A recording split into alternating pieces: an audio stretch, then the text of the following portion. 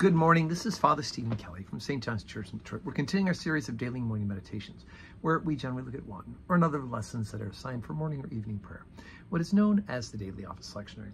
Today for Wednesday, let's take a look at the lesson that's assigned from St. Paul's second letter to Timothy. Remember, Paul has assigned Timothy to one of the churches. He is now the priest in charge, not really the bishop of that church. And he's a younger man, so obviously he's going to Paul and asking questions, and Paul is giving advice about the leadership of the church. So we're on chapter 2, beginning at verse 14.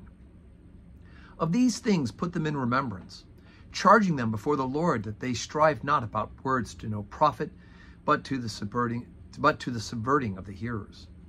Study to show thyself approved unto God, a workman that needeth not to be ashamed, rightly dividing the word of truth. But shun profane and vain babblings, for they will increase unto more ungodliness. And their word will eat as doth a canker, of whom is Hymenaeus and Philetus, who concerning the truth have erred, saying that the resurrection is past already, and overthrow the faith of some. Nevertheless, the foundation of God standeth sure, having this seal: the Lord knoweth them that are his. And let everyone that nameth the name of Christ depart from iniquity. But in a great house there are not many vessels of gold and of silver, but also of wood and earth, and some to honor and some to dishonor.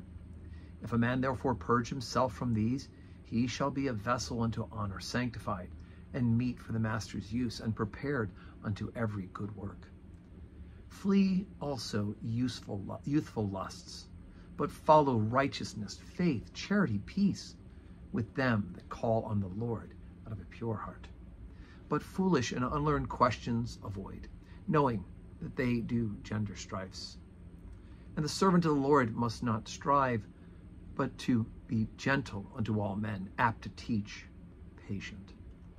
In meekness instructing those that oppose themselves, if God peradventure will give them repentance to the acknowledging of the truth. And that they may recover themselves out of the snare of the devil, who are taken captive by him at his will. Okay, so good teaching. First part, talking about avoiding the vain words that lead to false doctrine. He describes it as a canker. The idea of this canker start eating away. And so untruth will do that if we allow ourselves, like here's these two guys that Paul talks about, who said, well, the resurrection already happened.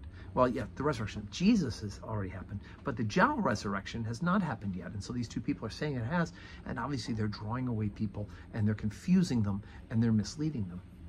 And so he says, look, you turn around, you got to teach the truth, Timothy, but there will be some in the house that are gold and silver. There's some in the house that are of wood and other vessels and of earth, and some of the stuff will not pass the test. The truth will pass the test. And so he says, go and just do what you're supposed to do, and including allow yourself to be holy, right? Don't run after youthful lusts, right?